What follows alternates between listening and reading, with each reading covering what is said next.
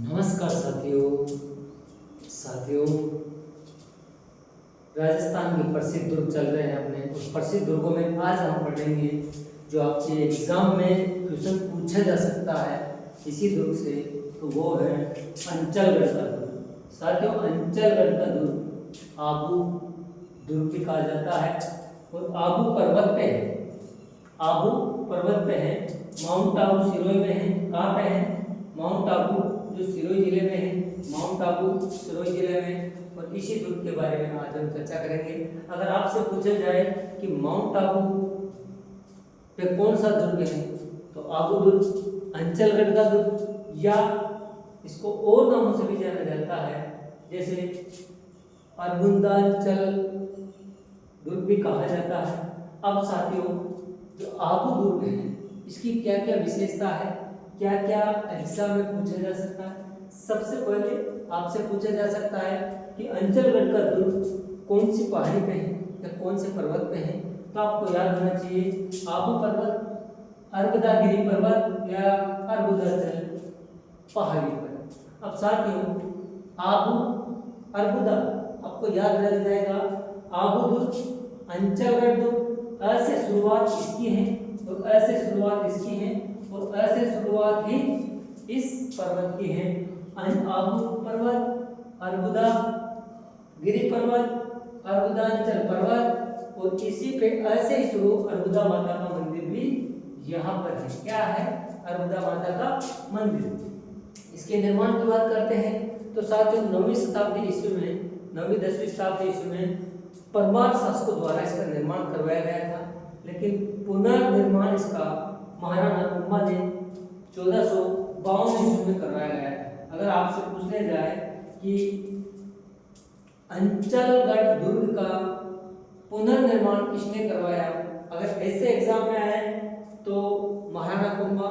अगर ऐसे पूछा जाए कि अंचलगढ़ दुर्ग का निर्माण किसने करवाया, और अगर परमार शासकों के द्वारा परमार शासक नहीं आते हैं तो साथियों आपको महाराणा कुंभा ही करना है। अगर ये नहीं आता है और यहाँ से पूछा जाए कि परमार शासकों द्वारा किस दुर्ग का निर्माण करवाया गया, अगर अंचलगढ़ दुर्ग ऑप्शन में है तो यहाँ पर अगर इसका निर्माण, अंचलगढ़ दुर्ग का निर्माण किसने करवाया ऑप्शन में अगर परमार शासक आ जाए तो आपको आंसर क्या करना है? परमार शासक करना है। अब साथियों आगे चलते हैं इस दुर्ग में क्या क्या विशेषताएं, कहाँ कहाँ से क्वेश्चन पूछे जा सकते हैं। साथियों इसमें कोई विशेष ज्यादा आपको दिमाग प्रयोग करने की जरूरत नहीं है। पहली बात, अंचलगढ़ दुर्ग सिरोही में माउंट आबू पे है, आबू पर्वत पे। पर्वतों का नाम याद होना चाहिए। निर्माण परमार शासकों ने।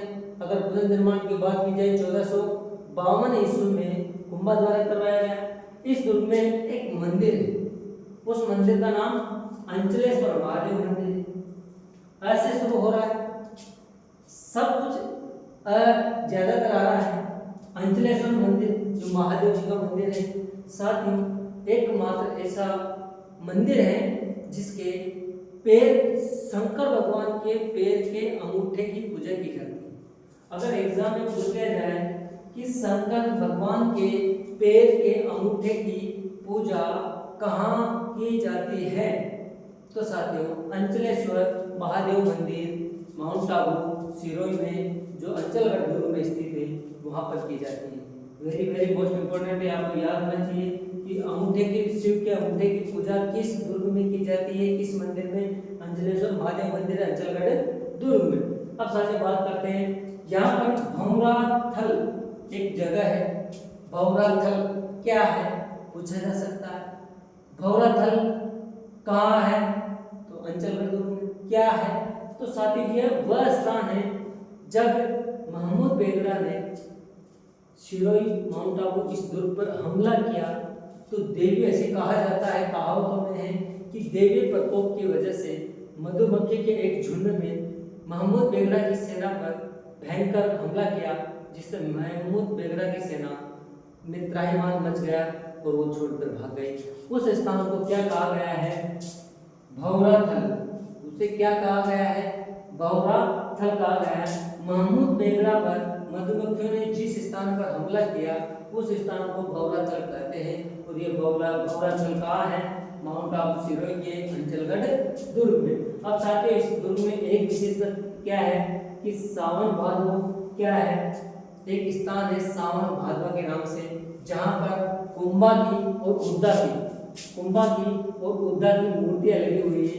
उस स्थान को सावन भादो कहते हैं। सावन भादो तालाब भी सावन भादो, तो साथियों सावन भादो तालाब भी है यहाँ पर, और यहाँ पर मूर्तियां बनी हुई है।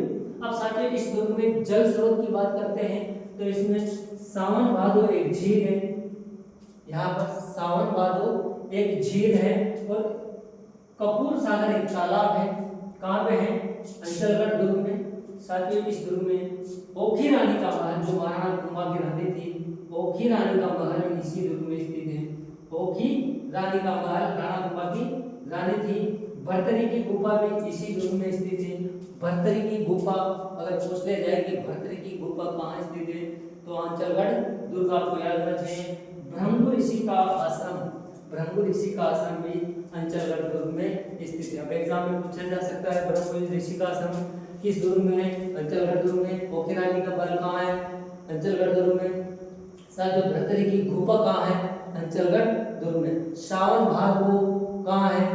जो झील है भर्तरी की अंचलगढ़ दुर्ग में। सावन भादो क्या है? जहाँ पर राणा कुंभा और उद्दा की छत्रियां लगी हुई। साथ में अंचलेश्वर महादेव मंदिर, वह मंदिर जहाँ पर भगवान शिव के अंगूठे की पैर के अंगूठे की पूजा की जाती है, वो अंचलेश्वर मंदिर कहाँ है? अंचलगढ़ दुर्ग में। साथ ही तालाब जल स्रोत की बात करें तो कपूर सागर तालाब और सावन भादो झील है। इस दुर्ग में मंदिर की बात की जाए तो 2 जैन मंदिर हैं। कौन कौन से? ऋषभ देव का जैन मंदिर और पार्श्वनाथ का जैन मंदिर तथा कुंभा स्वामी मंदिर भी है, जो महाराणा कुंभा के द्वारा निर्मित किया गया है। तो साथियों आपके लिए आज के लिए इतना ही। एक अंचलगढ़ दुर्ग, अगर गलती से आपके लिए यहाँ से क्वेश्चन आता है तो आशा करता हूँ कि आप कभी भी गलत नहीं करेंगे। एक बार रिवीजन करते हैं। अंचलगढ़ दुर्ग कहाँ है? माउंट आबू सिरोही में, आबू पर्वत में, या आबू अर्बुदगिरी या अर्बुदाचल, और यहाँ पर इस पहाड़ी पे है। और यहाँ पर कौन सी माता जी है? अर्बुदा माता का मंदिर भी यहाँ पर है। इसका निर्माण किसने किया? परमार शासकों ने 9वीं 10वीं शताब्दी में 900 ईस्वी पूर्व में, और महाराणा कुंभा ने इसका पुनर्निर्माण पुनरुद्धार करवाया था 1452 ईस्वी में। अंचलेश्वर महादेव मंदिर इसी दुर्ग में है। साथ ही भौराथल एक ऐसा स्थान है जहाँ पर महमूद बेगड़ा की सेना पर मधुमक्खियों ने हमला किया था, उस स्थान को भौराथल कहते हैं। कुंभा और उद्दा के सावन भादो एक स्थान है, वहाँ पर मूर्तियां हैं।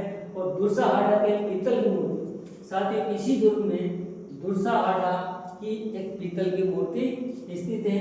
इस दुर्ग में 2 जैन मंदिर, ऋषभ देव पार्श्वनाथ का जैन मंदिर है, कुंभश्याम का मंदिर है तथा ओखी रानी का महल, भर्तरी की गुफा और भृंगु ऋषि का आश्रम इसी दुर्ग में है। धन्यवाद। आज के लिए इतना ही। जय हिंद।